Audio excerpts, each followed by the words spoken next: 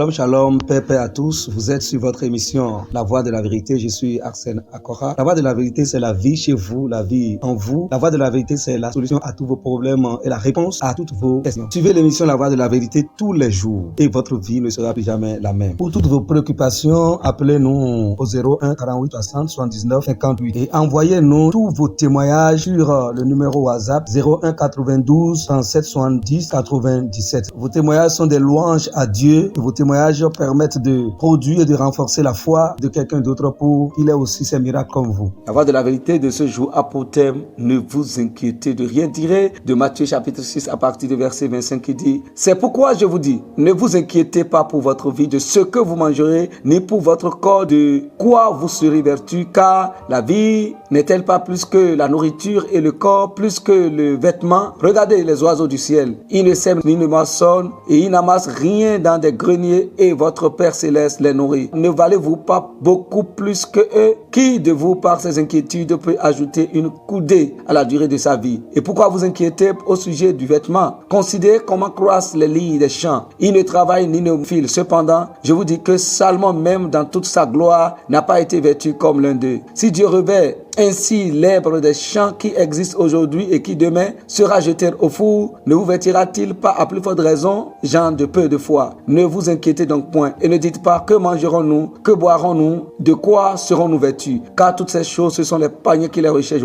Votre Père Céleste sait que vous en avez besoin. Cherchez premièrement le royaume et la justice de Dieu et toutes ces choses vous seront données par-dessus. Ne vous inquiétez pas du lendemain, car le lendemain aura soin de lui-même. À chaque jour suffit sa peine. Alléluia. Quelle parole de consolation. Quelle parole de consolation. Vous voyez, lorsque vous venez en Christ, votre vie change. Lorsque vous venez en Christ, votre situation change. Lorsque vous venez en Christ, l'atmosphère autour de vous, ça change. Lorsque vous venez en Christ, les réalités de votre vie, ça change. Votre quotidien, ça change. Votre avenir change, votre destinée change. Lorsque vous venez en Christ, plus rien ne demeure encore les mêmes. La parole de Dieu a dit que si quelqu'un est en Christ, il est une nouvelle créature. Les choses anciennes sont passées et toutes choses sont devenues nouvelles. Lorsque vous étiez sans Christ, vous vous efforcez seul. Vous mangez au fruit de vos efforts. Vous mangez à la sueur de vos fronts. Vous vous battez seul, vous courez seul, vous tapez seul, vous dansez seul. Vous n'avez pas d'appui, vous n'avez pas de soutien, vous n'avez pas de secours, vous n'avez pas d'aide, vous n'avez pas de conducteur. Vous êtes comme des brebis sans berger. Mais depuis que vous êtes venus en Christ, vous devez savoir et réaliser que vous n'êtes plus seul. Vous avez maintenant un Père. Vous avez un Père, Dieu, le Créateur. Il est devenu votre Père depuis que vous avez cru en Christ. Et le Seigneur, par le Saint-Esprit, est en train de nous révéler les vérités, les vérités, les réalités qui concernent la vie des enfants de Dieu, la vie de ceux qui sont engagés sur le chemin de la foi. Votre vie, vous devez savoir que vous n'êtes pas seul. Vous n'êtes plus seul. Vous n'êtes plus seul. Il est là. Le Père est là. Et il sait que vous êtes ses enfants. Quand Dieu vous voit en Christ, il vous voit comme il voit Christ. Il vous voit comme il voit Christ. Et vous êtes ses enfants. Vous êtes ses fils. Vous êtes ses filles. Et nous avons beaucoup d'avantages en tant qu'enfants de Dieu. Regardez ce que le Maître a dit. Il dit, ne vous inquiétez pas pour votre vie. Pratiquez la parole. Faites ce qu'il a dit. Il dit, gens de peu de foi. Et donc, montez votre foi. Marchez dans l'assurance. N'ayez pas peur. N'ayez pas peur du lendemain. Ne vous inquiétez pas du lendemain. Ne vous inquiétez pas de votre situation. Gloire à Dieu. Il dit, ne vous inquiétez pas pour votre vie. Lorsqu'il dit, ne vous inquiétez pas pour votre vie, ça veut dire qu'il est là pour assumer tout ce qui concerne votre vie. Il dit, ne vous inquiétez pas pour ce que vous allez manger. Ne vous inquiétez pas pour ce que vous allez boire, ce que vous allez porter, pour vos vêtements. Il dit, ne vous inquiétez pas. Et il a donné l'exemple des oiseaux. Il dit, il ne travaille pas, mais c'est le Père qui les nourrit. Il a donné l'exemple des lits des champs. Il dit, il ne file rien, mais Dieu les revêt. Et il dit, mais si Dieu revêt ainsi les champs, et si Dieu nourrit ainsi les oiseaux, il dit, vous valez plus que tout ça. Il dit, mais pourquoi vous inquiétez pour votre vie? Et toi qui me reçois et qui écoutes ma parole, ne t'inquiète pas pour ta situation. Ne t'inquiète pas pour ta situation. L'inquiétude ne va pas apporter la solution. La peur ne va pas apporter la solution. C'est l'assurance et la foi qui va apporter la solution. Parce que la parole dit que vous êtes des justes, nous sommes des justes. Et le juste vivra par la foi. Le juste vit par la foi. C'est la foi qui nous fait vivre. La foi dans la parole de Dieu. Il a dit, ne t'inquiète pas. Ne t'inquiète pas pour rien. Ne t'inquiète pas. Ne t'inquiète pas pour ta vie. Ne t'inquiète pas. Quand il dit pour ta vie, ne t'inquiète pas pour le travail. Ne t'inquiète pas pour ta carrière. Ne t'inquiète pas pour ton entreprise. Ne t'inquiète pas pour les situations que tu traverses. Ne t'inquiète pas pour le mari, le mariage. Ne t'inquiète pas pour le foyer.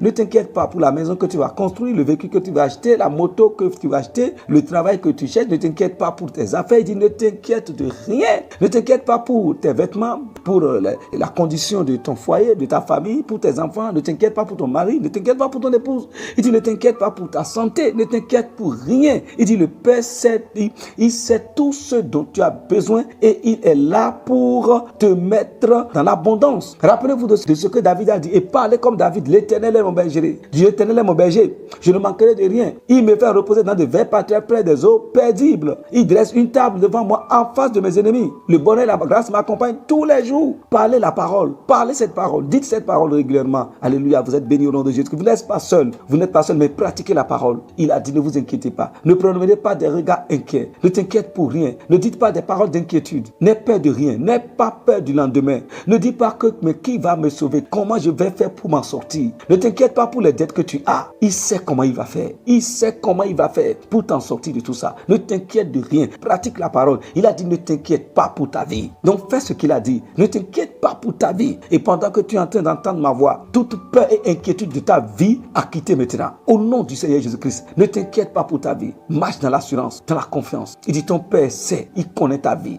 Il vit en toi et il sait de quoi tu as besoin. Mais il dit maintenant, mais toi, qu'est-ce que tu vas faire? Il dit, cherche le royaume de Dieu et sa justice. Et toutes ces choses te seront accordées par-dessus. Chercher le royaume de Dieu, c'est chercher à connaître Dieu. C'est chercher à connaître Dieu. C'est manifester la soif de connaître Dieu. Chercher à connaître Dieu. Chercher à connaître la parole de Dieu. Chercher à connaître la justice du royaume de Dieu. Comment le juste doit vivre et vit en tant que juste. La justice de Dieu. Chercher à connaître la justice de Dieu et pratiquer la justice de Dieu. Il dit, cherchez le royaume de Dieu et sa justice. Et toutes ces choses vous seront données par-dessus. Vous êtes bénis au nom de notre Seigneur Jésus-Christ. Nous passons maintenant à la prière.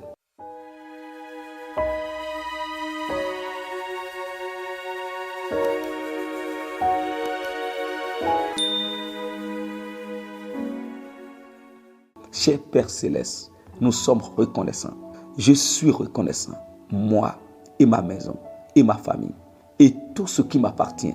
Nous sommes reconnaissants pour ta présence. Nous sommes reconnaissants parce que tu es notre Père et tu veilles sur nous.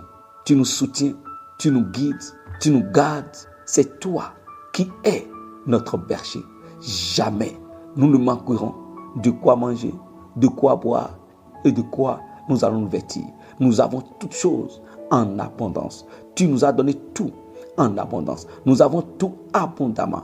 Au nom de notre Seigneur Jésus-Christ, je déclare et décrète dans le nom puissant du Seigneur Jésus-Christ que je ne vivrai jamais dans le manque. Je ne vivrai jamais, je ne connaîtrai pas le manque, la pauvreté et la misère. Au nom du Seigneur Jésus-Christ, parce que tu es là, parce que tu es là et l'abondance est là, parce que tu es là et la sécurité est là, tu es là, le manger est là, le vêtement est là, le bois est là, tu es là et le matériel est là, tu es là, les finances sont là, tu es là et mes affaires prospèrent au nom de notre Seigneur Jésus-Christ. Merci Père pour ta présence. Merci parce que ta présence est mon assurance et ta présence est ma sécurité. J'ai le secours de Dieu, j'ai le soutien de Dieu, j'ai l'aide de Dieu, j'ai le secours de Dieu et j'ai la consolation de Dieu par le Saint-Esprit. Merci Père, au nom de Jésus, nous avons prié. Amen. Pour nous contacter, nous sommes au 01 48 60 79 58. Envoyez-nous vos témoignages sur le 01 92 37 70 97.